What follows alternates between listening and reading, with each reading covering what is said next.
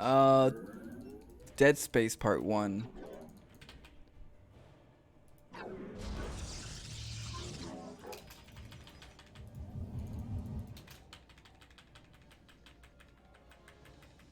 Yeah, I think the minimap movement helped me just by playing so long. StarCraft 1, I think StarCraft 1, by that time, I already got really acquainted with the minimap. So when I played StarCraft 2, the minimap was like second nature to me. So it does take some time to adapt to this minimap slash play on your play as you go. But you will get used to it as long as you just start scouting stuff like that.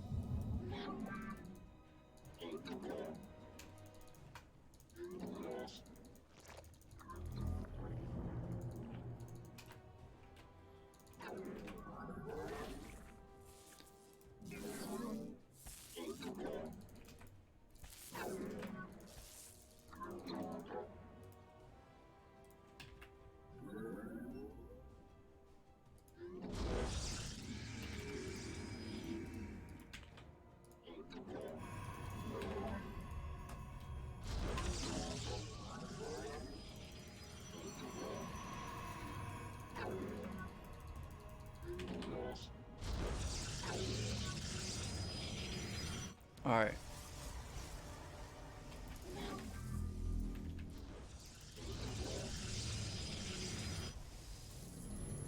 All right, we're good.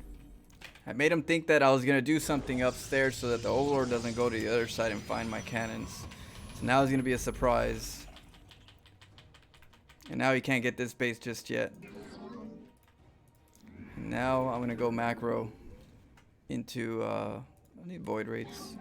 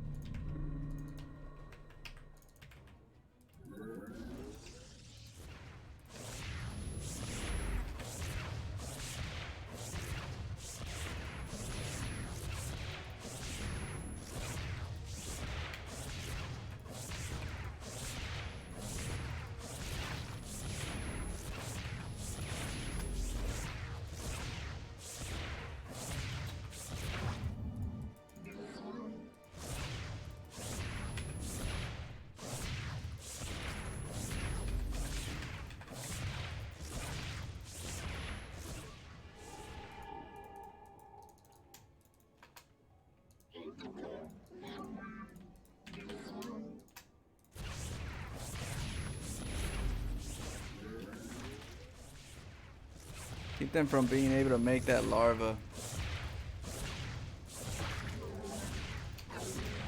We gave him one Overlord.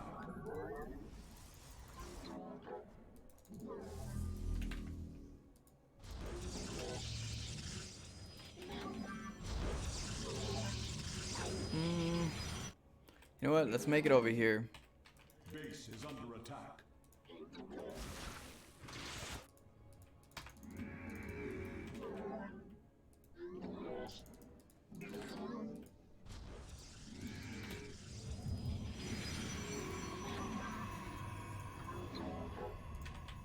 Our pylon is under attack. Probes are under attack.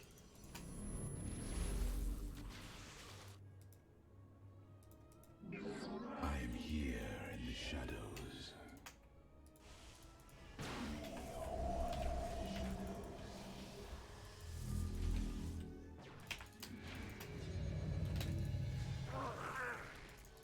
For the reckoning.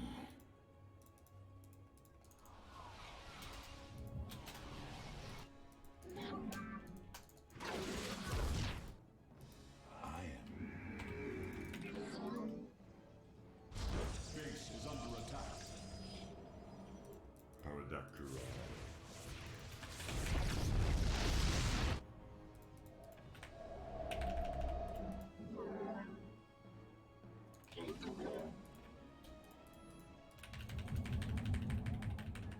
Alright, so he's gonna take a third, I'm gonna take a third.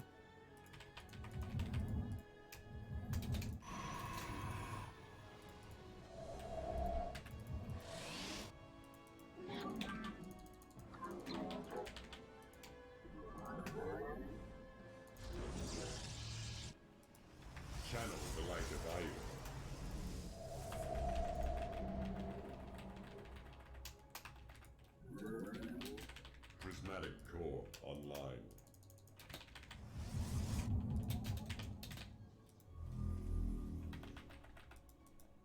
This vessel,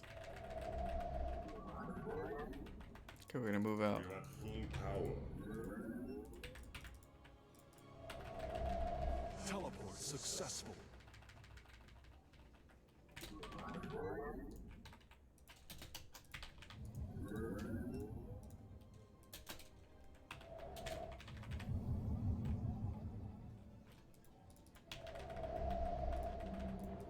Teleport successful. Oopsie. I stalk through.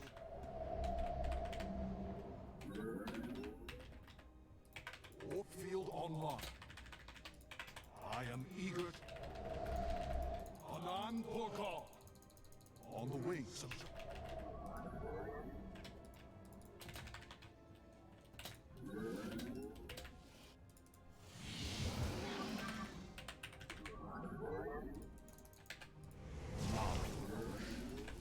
Teleport successful. Where do I go?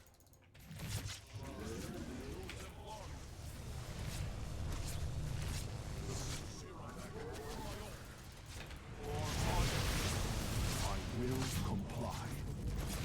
Warp field on. Where do I go? Time for battle. I am eager to strike. I stalk. The skies await. Anan Portal.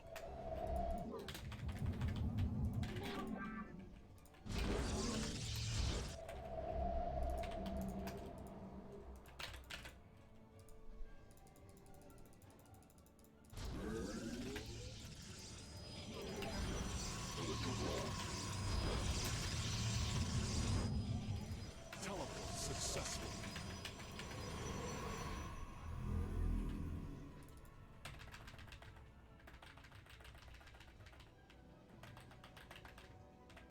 Warp field online. Mineral field depleted.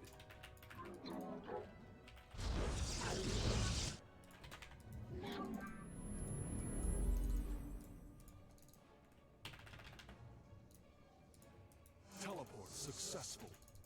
For honor. Teleport successful. On the wings of justice. Anan Porkal. I am eager to strike. Understood. Shazul Dulcimlar. Teleport successful.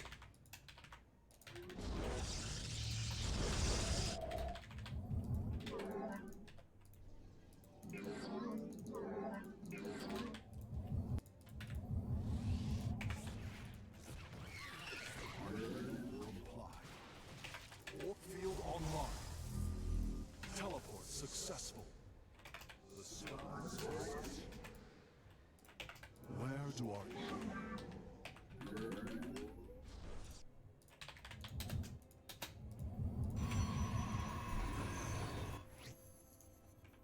Serum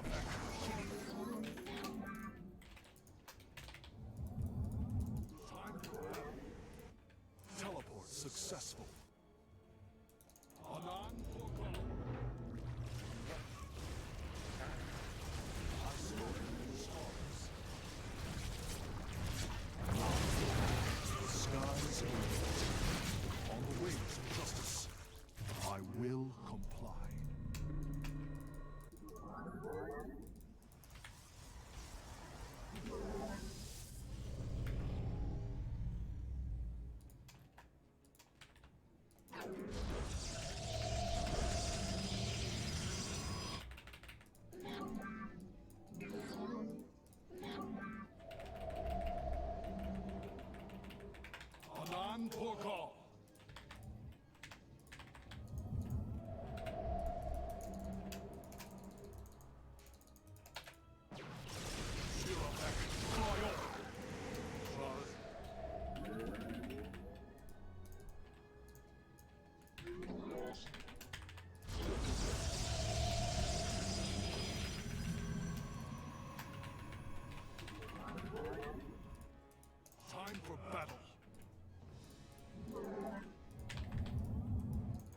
do our enemies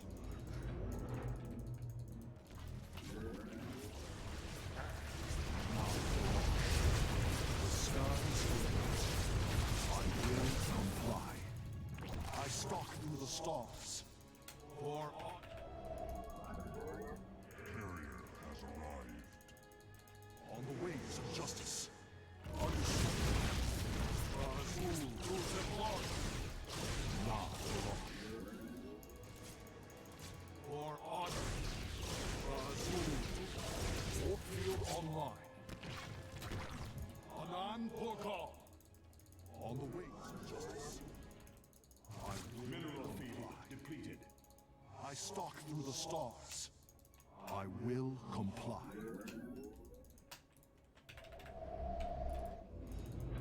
I am the Carrier has arrived.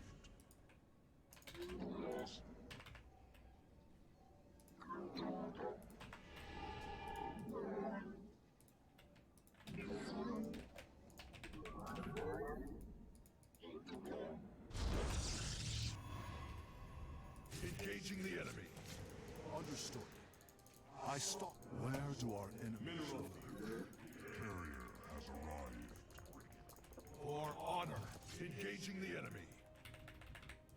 Sirafek Cryor. Shazul Du Templari. La Farosh.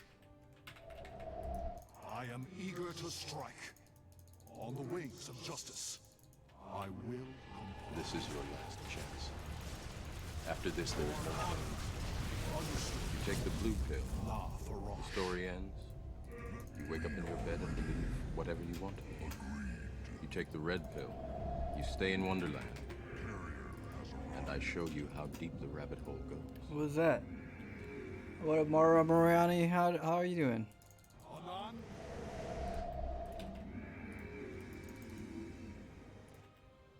I stalk through the stars.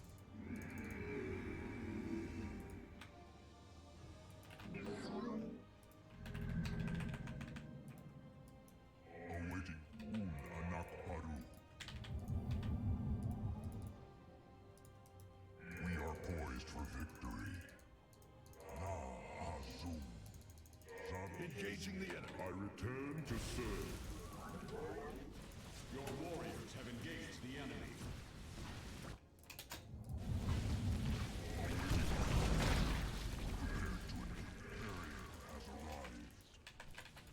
Engaging the enemy. Mineral field depleted. Highlight for iron. Azul. Upgrade complete.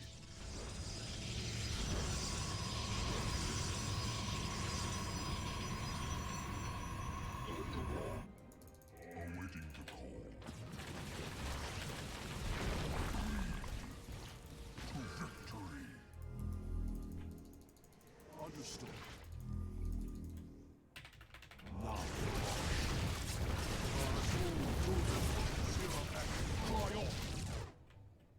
Mineral field depleted.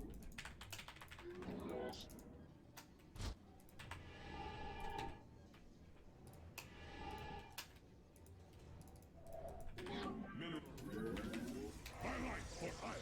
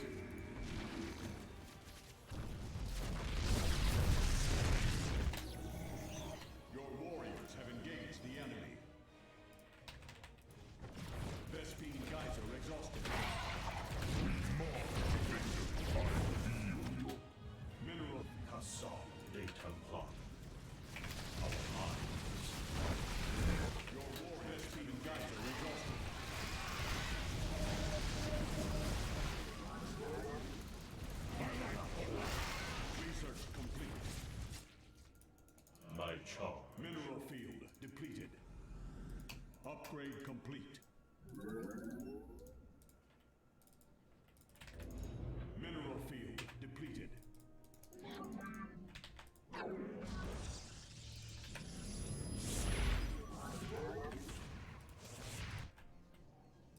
We shall our mind. Move in right now.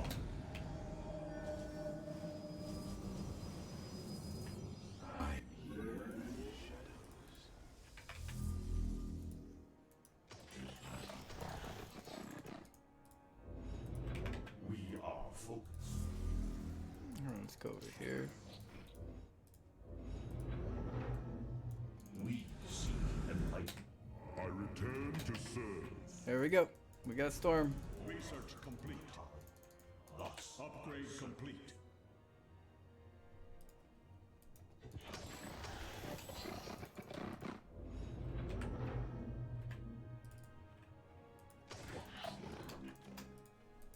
We are the light of the Kala. We are unanimous.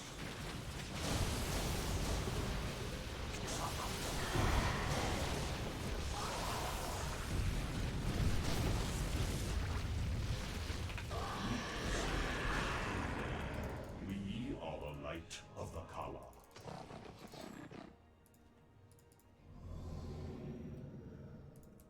I feel your presence.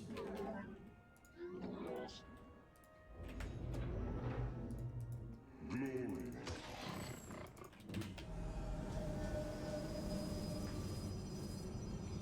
I am here in the shadows. Got a lot of corruptors dead. Thus I serve. In unity there is strength.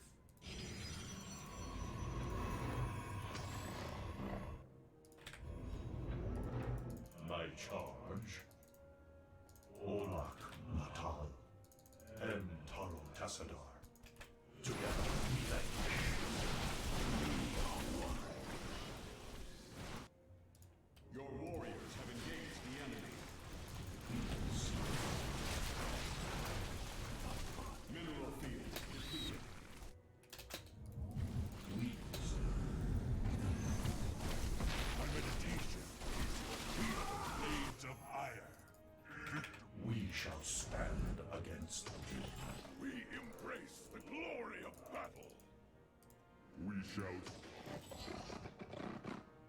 I keep.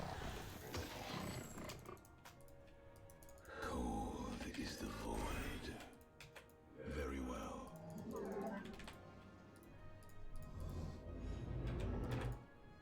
Mineral field depleted. I heed the call. I am here in the shadow. Mineral field depleted.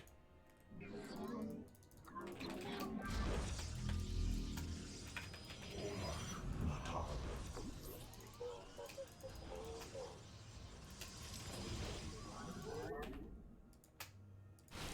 We seek enlightenment. I will. Your warriors have engaged the enemy. We shall stand against the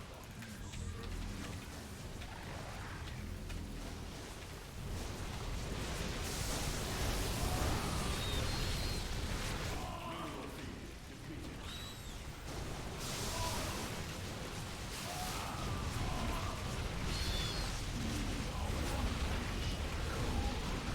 Mineral field depleted.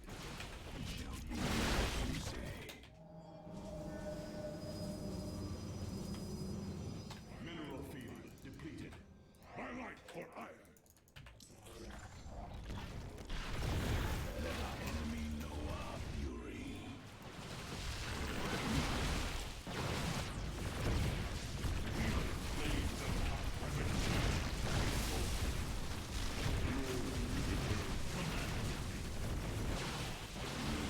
The enemy closes. For the Vespine Geyser exhausted. Vespine Geyser exhausted.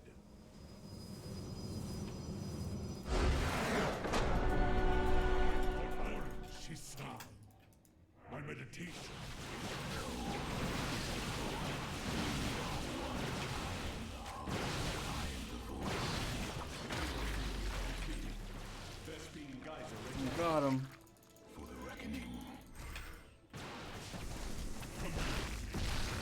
don't even know what switch I'm going.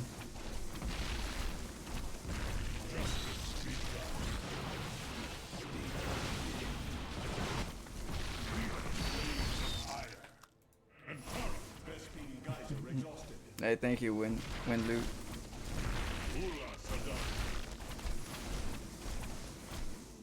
Oh. Watch this one and then we'll take a break. Download the game. Let's see. So, pylon first. Go to his base. Drone's coming. Let's go make a pylon. Whoop. Alright, we see that drone going over to the left, right? So we know he's going to the left.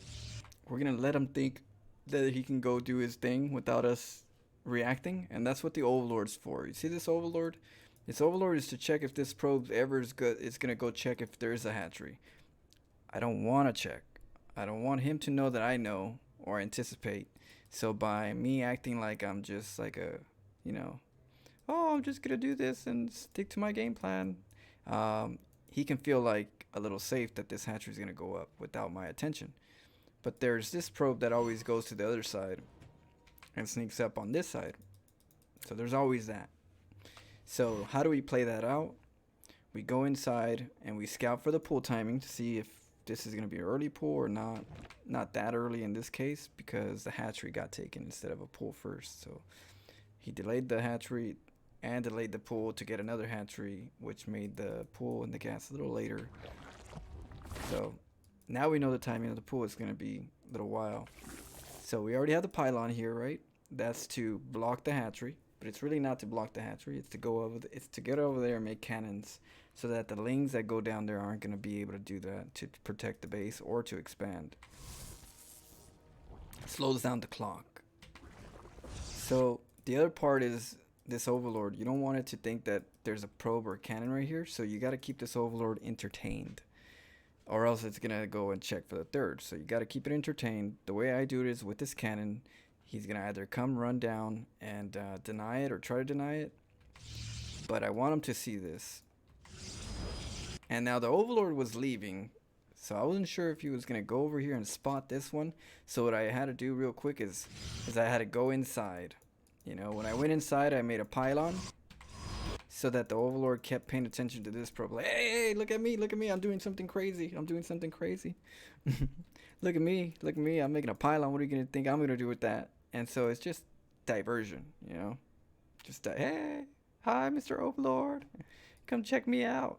And so this one's sneaking it up. So we know it's almost done. This pylon's not gonna go up because I'm gonna cancel it to save the money to make the cannons. And so now we got the cannons up, the hatchery will go up, and the Overlord never even knew what was going on. So now we cancel it. This is just to keep them from making a hatchery right after, because when you snipe a hatchery here, they're going to want to take out this, but when they can't take this pylon off because there's two cannons, now they have to go Roach Ravagers. So the Roach Ravagers are very important for them to break out. They can't do it with the cannons. So now these spine crawlers were aggressive because he thought I was gonna engage, but because the engagement didn't happen in the pool, this was actually the engagement. You know, his play style on this was like, oh well, just in case, I guess I'll have him there in case Lings, Zealots, or something comes up, because it didn't do good here. Of course you can creep tumor and stuff, but the spine crawlers won't reach. If you get closer, they'll reach, but I put them in the back where they can't reach unless they go down here, which takes forever. So it's better to go Roach Ravagers, break this out before you try to get the spine crawlers to get that job done, because time is ticking. Now here, cannons are really good at killing a creep tumor. I mean a cocoon, and they're good at killing a larva. Better versus a larva than a cocoon, but if the cocoon starts right away, the cannon can kill it. If it attacks right away. If it doesn't attack right away, then you have to use two cannons to kill it, because one should have done it, but because you're delayed, it's gonna go up. So there's that kind of like a risk where that's gonna like, did I kill it right away? Did I start shooting at it from the beginning? If I didn't, I'm gonna start shooting it a little bit extra with my two cannons. That way it will for sure die. But the main objective is one kills the larva, the other one kills the hatchery, and that'll keep them from utilizing those larvas, because they want to make overlords, drones, whatever they think that they need to go for their macro So I'm sniping the larvas. That one actually barely made it. That was the survivor. Not that one though.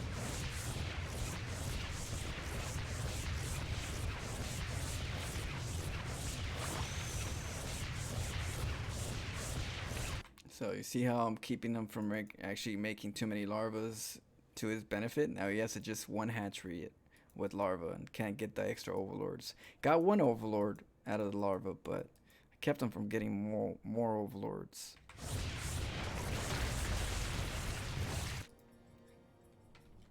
Limitations of larva limitations. So there goes this hatchery deny. It's pretty early actually, because look at my Stargate, it's not even done yet. So he was reacting really quick to go, you know what, I guess I'll go roaches. And so my Stargate's a little late, and that's the reason why I decided I was gonna take this one, right? And I said, you know what, cancel, let's go to the bottom, because of the way it's going down with the Ravagers and Roaches already up.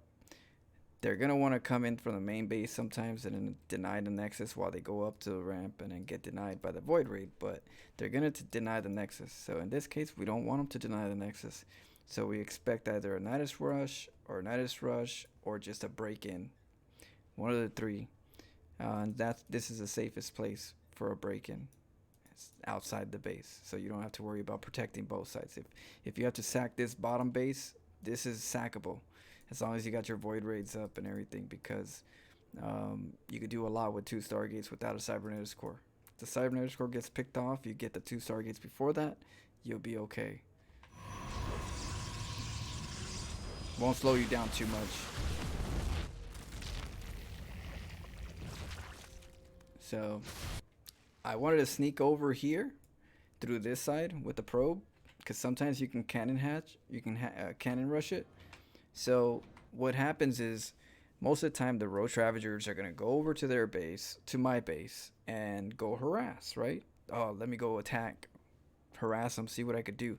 So usually the Roach Ravagers aren't right here. And the Overlords are usually somewhere around the map trying to scout stuff. So sometimes you can get in there and then make another pylon before this hatchery goes up and cannon again. So in this case it didn't go because his army stayed. But I found out that the army's not coming at me. So I'm like, okay, so the army's not coming at me, so that means he wants to macro. That means that there's a chance that this one's going to get broken out and he's going to get a third. So by doing that, then I say, okay, Nexus then. So we're going to go for a 3 base.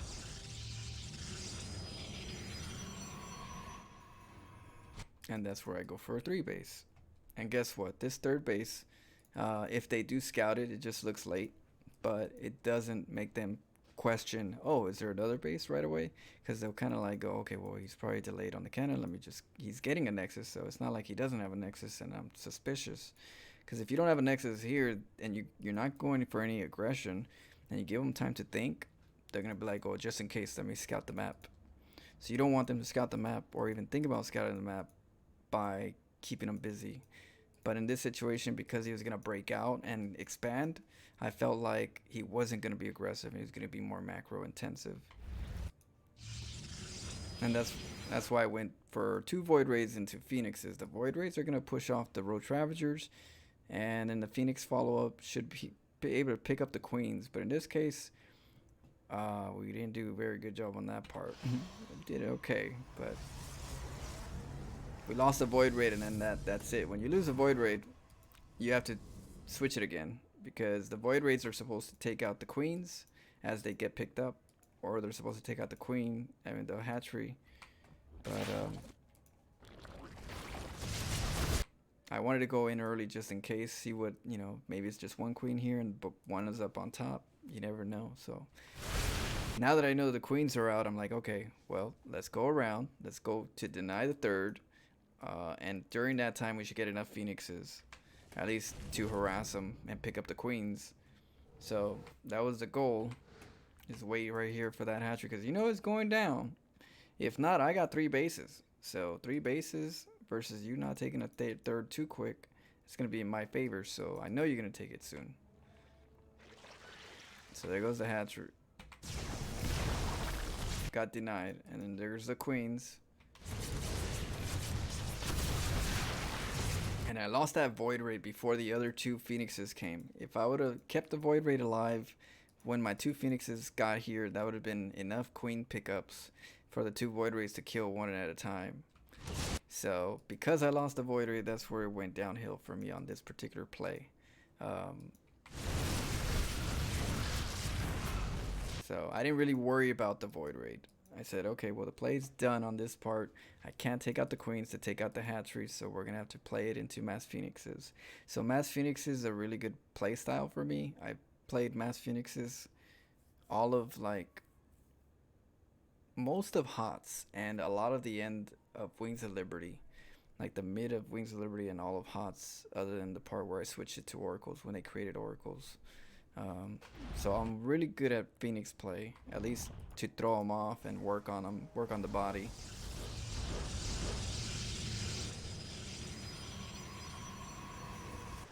So you gotta harass and harass.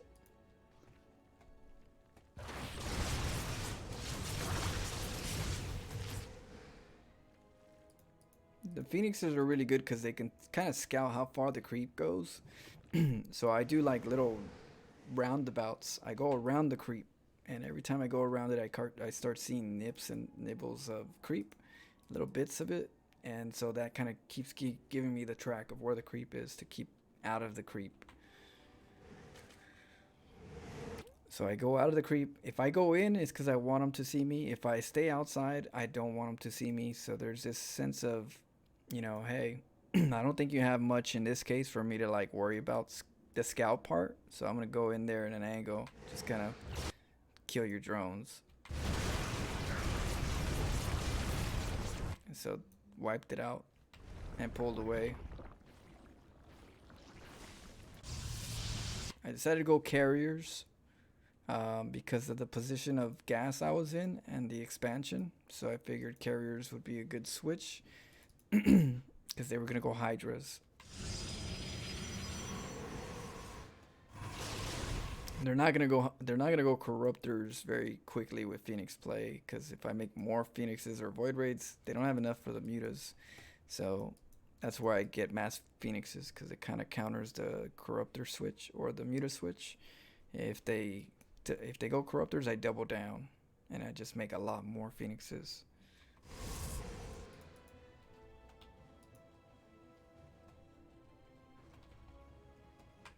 So yeah, just nibbling away.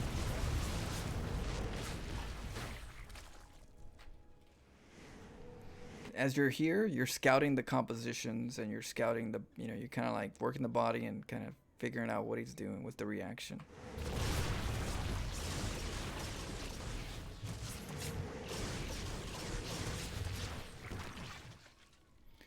Yeah, this kind of keeps them on their side of the map, not on your side of the map.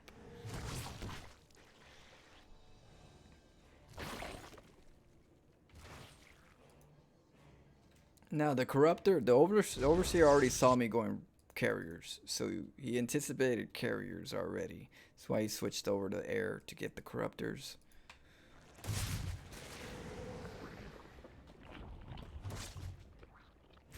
Now here I went right through this to see how many drones are on the 4th, because timing is everything. Kind of like, where is the drone count? How many bases is he mine off of? Because that's a game plan too. If you know how the resources on your opponent's side, the better kind of comp you could try to come up with, because you know what he doesn't have. So in this case, 3 bases, and I harass a 3rd for a good while. It really means that they don't have too much to like mass up.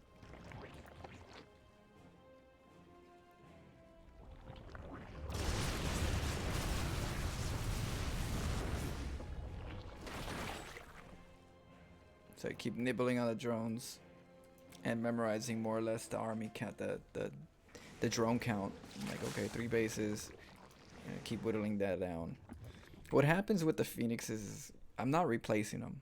I'm not replacing Phoenixes. The Phoenixes were designed to harass and harass until the last one. When they harass enough, you're cycling over, you're transitioning over and letting the Phoenix just do whatever best thing they could do together. So as they get to like the whittled down amount, there's a tendency of the Zerg getting a little upset at the Phoenixes, and so if you keep annoying them, the Phoenixes are gonna cause them to go over to the area that you keep annoying them with. So in this case, I'm gonna annoy them again and keep them here because I'm gonna hit them from the top. And then with the Phoenixes, I already know where the creep spread is, so I know where to go. I know exactly where to get away from the creep because the Phoenixes told me so.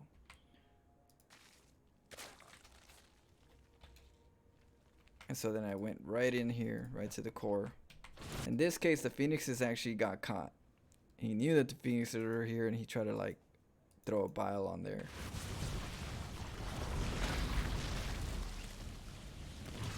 Okay.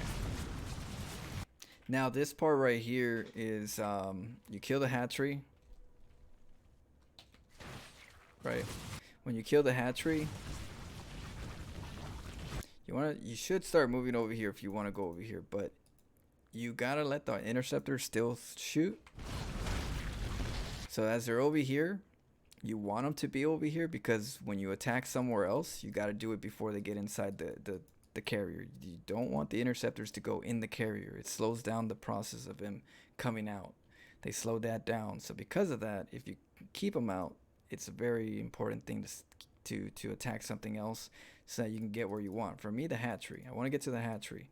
So I have to attack the spore and then get to the hatchery, or attack the overlord, whatever's close by. So you'll see me go for something. You see how I got close and I went straight for something? It didn't matter what it was, as long as my interceptor said, hey, all right, let's shoot that then. And so now they're all still outside and they're not inside the carriers. And if you're doing that, then now you can target the hatchery, because whatever you needed to attack here to get there keeps the interceptors in, and you're gonna be able to snipe it quicker. See how I went from the gas to the spore to the hatchery? I'm just like kind of like getting my interceptors to where I needed to be. Now here, I didn't have enough time, so I had to back off, but I had a game plan. The game plan was anticipating that he was going to come in here, and I was going to draw him in here, and if I took the hatchery, I took the hatchery. But if I recall, guess where he thinks I am? He thinks I'm top left. If he sees the recall, he's like, okay, I have a clock too as a Zerg player, and you're on your side of the map. You're on the top left, and to get to my base takes a little while. So that's why I recall to the bottom side, so that I can get back over here as a play. So the anticipation was actually kill this hatchery, recall back down here, and then go back over here and then snipe this hatchery. But the army was pretty strong. It was right there, so I couldn't do too much. Now here I was gonna sneak by, but you got this hatchery, so I said let's take it out. I did want to kill the creep to spread it from going over here, so I didn't really mind just saying, hey, I'm right here, you know, because I'd rather do this real quick and anticipate, because You have my it's too curiosity. late now. Now you have my It's way too late, but I took out a hatchery, so I'm pulling back. You never want to go in there when he's anticipating it. Thanks for the follow, Jade Denny.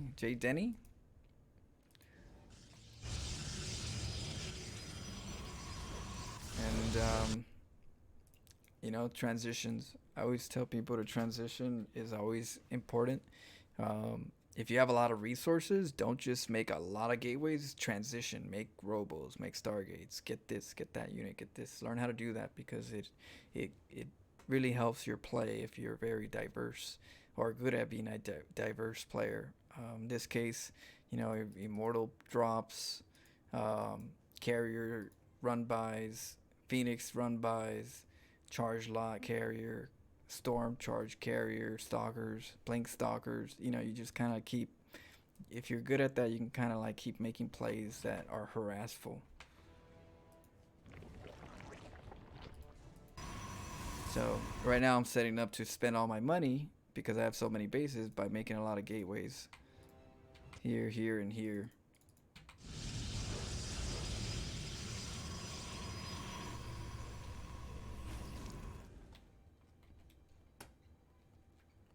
And so right here, I'm using the zealots to kind of just help me sponge some of the damage. Now he did a good job right here with the interceptors. So as a Zerg player, the fungal is actually pretty good with interceptors because it slows them down and it weakens them. So if they're slowed down, the Hydras can pick off the interceptors, and then the carriers become tin cans.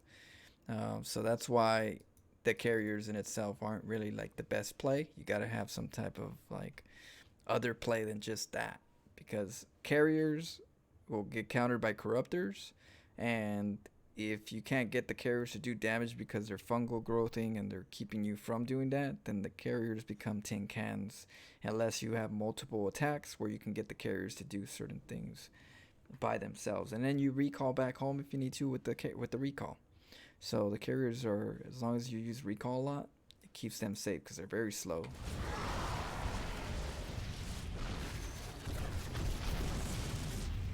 See how every time I'm like, whoop, I'm out. I'm not gonna just like run away. They're too slow.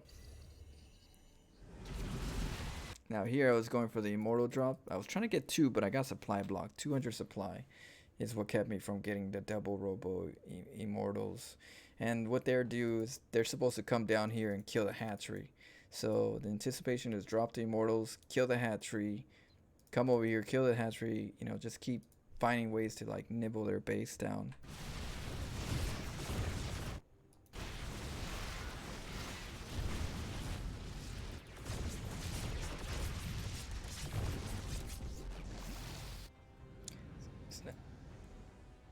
That storm.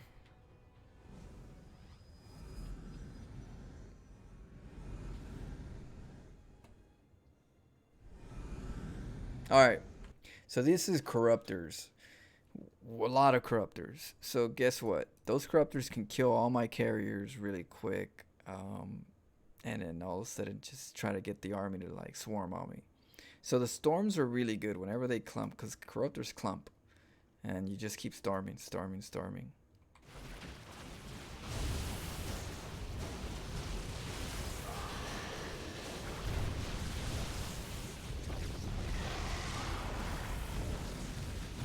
See how fast they kill the carriers?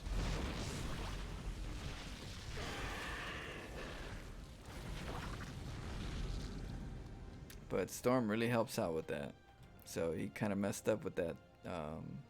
Just sending corruptors, because you need a little bit of buffer when you're doing that with the corruptors. If you had an army attacking me while the corruptors, I could decide to go against the army and then forget the corruptors, and just let them sack the carriers and do whatever damage I could. But instead, there was all corruptors, no army, so I decided to put storms on the corruptors because they're gonna clump.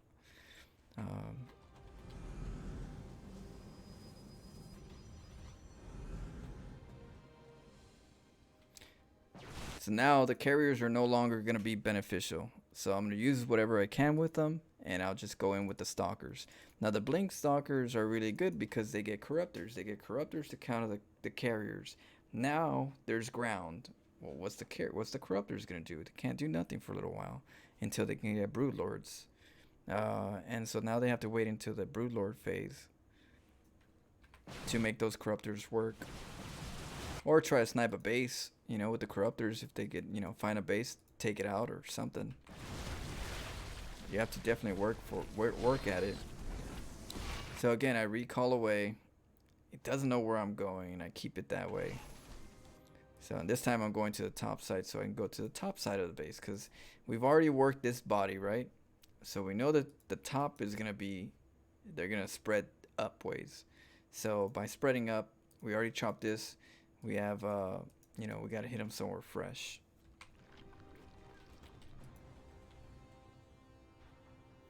Now, during that time, I get the Immortals, the double Robo Immortals, because I finally got at least a little bit before 200 supply kicked in again.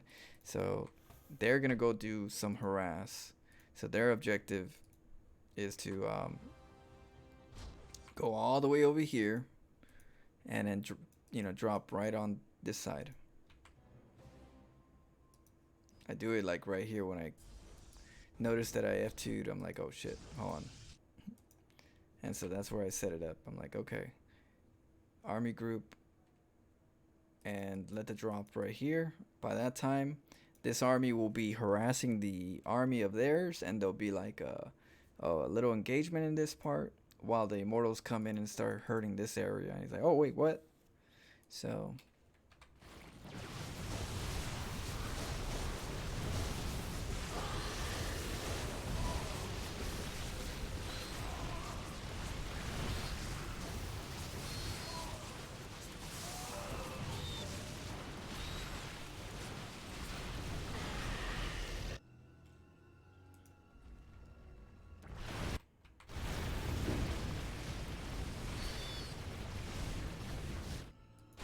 I got 2 hits, 2 areas. This one was just to take out a hatchery, so if I lose the immortals, I lose the immortals. They're supposed to get the job done. It's also just spreading their army in 2, because he either has to have them over here or over here. How many do I send? Which side needs it more?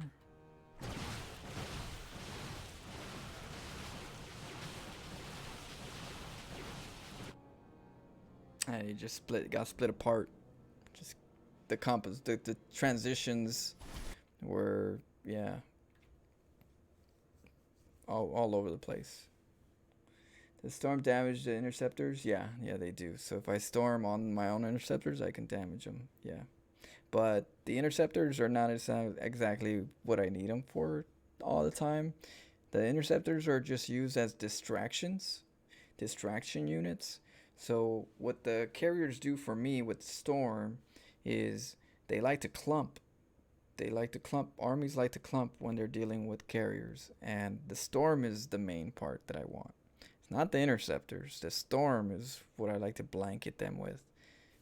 So I really don't mind the interceptors taking a beating as well. It's everybody gets a storm. Everybody gets a little bit of the electrifying splash. But that's why you transition.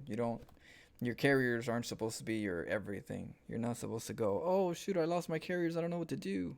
You should be like, well, I already have my transition, so once those carriers die, then he's gonna have to worry about the other part.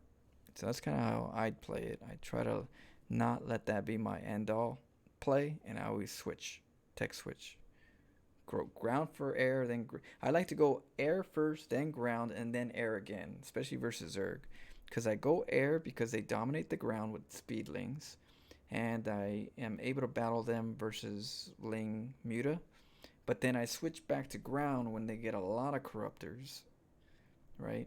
And then when they get a lot of corruptors, they can't do too much other than wait until they get broodlords. So then for the meantime, I use my ground while I get more air afterwards, so that when I get air, I keep them away from them seeing the air. So when they go broodlord style, and they go, oh, okay, now I'm gonna have broodlords, then I'm just gonna turn these corruptors into broodlords and kill you. So then they do that and kill the ground army, and as they're killing the ground army in the battles, I'm collecting more air, and when I do that, they have too many broodlords, and the air just counters them, and they're like, oh, shit. I forgot he had 4 stargates, or I forgot he had 3 stargates. So through all this ground, all of a sudden he was hiding these air units because he knew I was going broodlords eventually, and countered me. So yeah, it's yeah. The storms are really good. I love storms. They're what keep me from going upgrades. The storms are what keeps for Protoss. Storms are what keep me from going upgrades, and that allows me to transition back and forth. Now in this case, I did go for air upgrades because I was going for a lot of carriers, and with that many carriers, you at least need to do some damage. You don't want to have them too weak if your expense is carriers, but you don't want to like allow that to be your end all. So I was able to like get the gas, get the upgrades, do the damage, but then still switch. I had a lot of bases, so that helped me out.